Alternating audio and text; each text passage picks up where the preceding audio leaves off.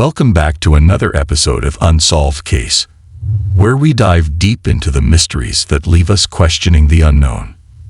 Today, we're going to explore a case that has puzzled investigators, haunted a family, and left a community grasping for answers. It's the case of Brandon Swanson, a young man whose sudden disappearance on a seemingly ordinary night has left a trail of confusion and heartbreak. Sit back, relax, and let's journey together into this perplexing and haunting mystery. Before we start, do not forget to subscribe to the channel. You will find everything strange and exciting with us. Let's get started.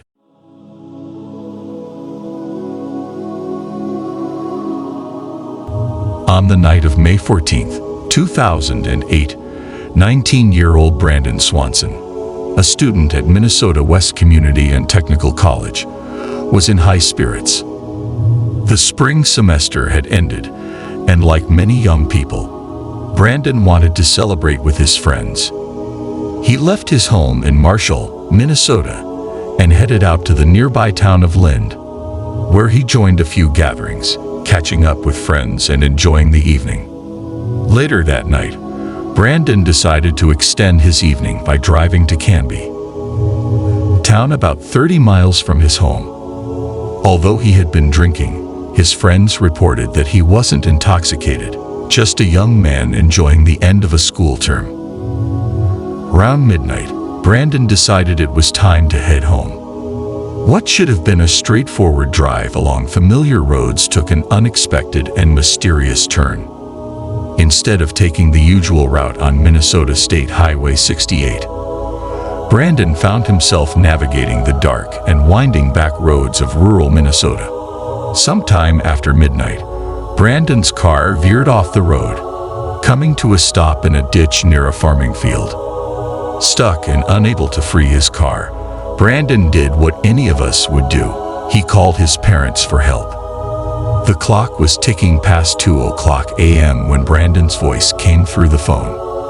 Calm but concerned, explaining his situation, his parents, Annette and Brian Swanson, immediately set out to find him. They stayed on the phone with Brandon, reassuring him and flashing their headlights as they drove, hoping to catch sight of his car in the darkness.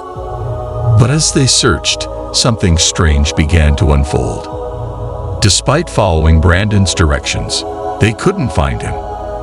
Frustration mounted, and after a brief exchange, Brandon hung up the phone, only to reconnect moments later with his mother, who apologized for the tense words. Brandon, still calm, decided to take matters into his own hands. He told his parents that he would walk to a friend's house in Lind, a place he believed was nearby. He stayed on the phone with them as he walked, navigating the rural landscape. But then, the unthinkable happened. As Brandon walked, he suddenly exclaimed, "Oh shit," and the line went silent. His parents waited, hoping to hear his voice again. But there was nothing. The call had ended, and Brandon was gone. Panic set in as the Swansons tried to call Brandon back, but each call went straight to voicemail.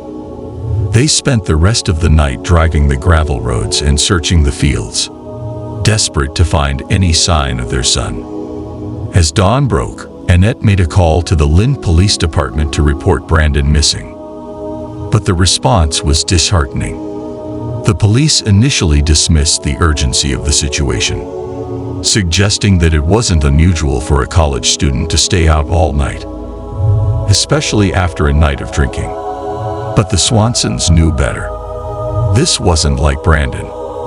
Hours passed with no sign of their son, and the police finally joined the search. They quickly realized that Brandon's situation was far from ordinary. Using the signal from his phone, they triangulated his last known location, not in Lind, as everyone had believed, but 20 miles away in a rural area near Porter, Minnesota. That afternoon, searchers found Brandon's car stuck in a ditch off Lincoln Road between Porter and Taunton. The car was empty, with no sign of Brandon nearby. His glasses, crucial to his vision, were left inside the vehicle. Worrying detail given that Brandon was legally blind in one eye.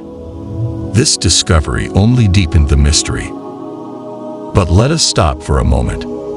It seems that the matter is complicated, and to help us solve it, do not forget to click like and share the story with your friends. Let's continue. Now, let's pause for a moment and consider the possibilities. What could have happened to Brandon that night? I'm curious to hear your thoughts, listeners, as we explore some of the theories surrounding this case. One of the most discussed theories is that Brandon fell victim to the harsh and unforgiving terrain of rural Minnesota. The area is dotted with fields, rivers, and deep ditches, places easy to stumble into in the dark. The fact that a canine unit tracked Brandon's scent to the edge of the Yellow Medicine River, only to lose it at the water's edge, has led many to believe that he may have accidentally fallen into the river. The Yellow Medicine River was high and fast-flowing that night, which could have swept him away. But despite exhaustive searches, including dredging and excavating the riverbed during a drought in 2021, no trace of Brandon has ever been found. Others suggest that Brandon might have encountered foul play. Could someone have crossed paths with him that night, leading to a confrontation or worse?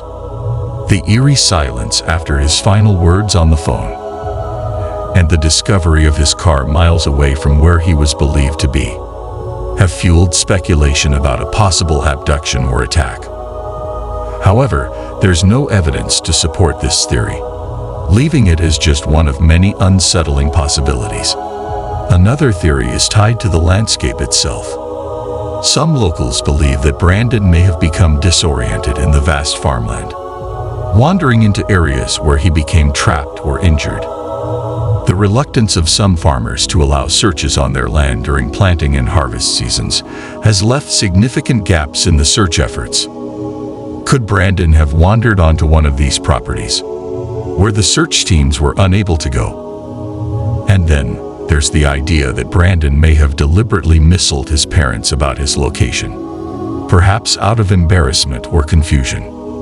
But this theory doesn't sit well with those who knew Brandon. He was close to his family and had no reason to deceive them, especially in a moment of need. Despite the lack of answers, the search for Brandon hasn't stopped. Over the years, search efforts have continued with volunteers, law enforcement, and even specialized canine units combing the area where he was last seen. But the terrain is challenging, and the sheer size of the search area has made it difficult to cover every inch. In the aftermath of Brandon's disappearance, his parents channeled their grief into action. They advocated for a change in the law, leading to the passage of Brandon's Law on July 1, 2009. This law requires that authorities immediately take a missing persons report and begin an investigation, regardless of the person's age.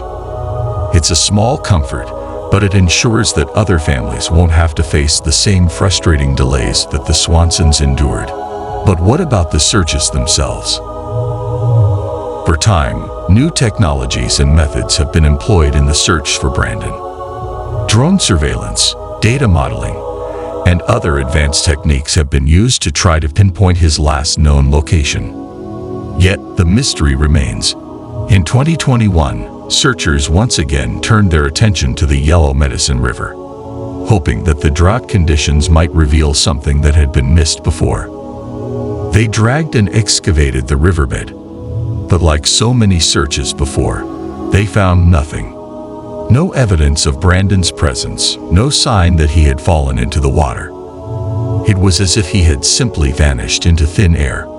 So what do you think, listeners? What happened to Brandon Swanson that night? Was he a victim of the unforgiving landscape? Or is there something more sinister at play?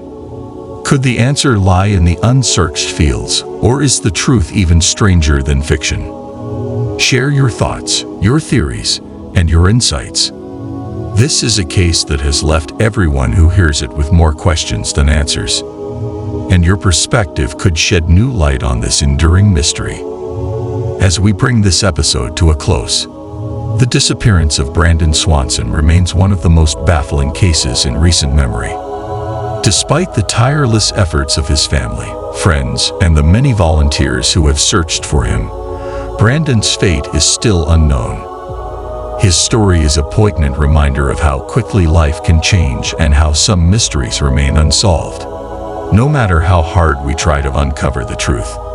Thank you for joining me today on True Crime Chronicles. If you've been touched by Brandon's story or have your own theories, don't hesitate to reach out. Together, maybe we can piece together the puzzle that has eluded so many for so long. Until next time, stay curious, stay safe, and keep searching for the truth. Here ends today's story. Don't forget to press the like and subscribe to the channel to find everything mysterious and exciting. See you soon.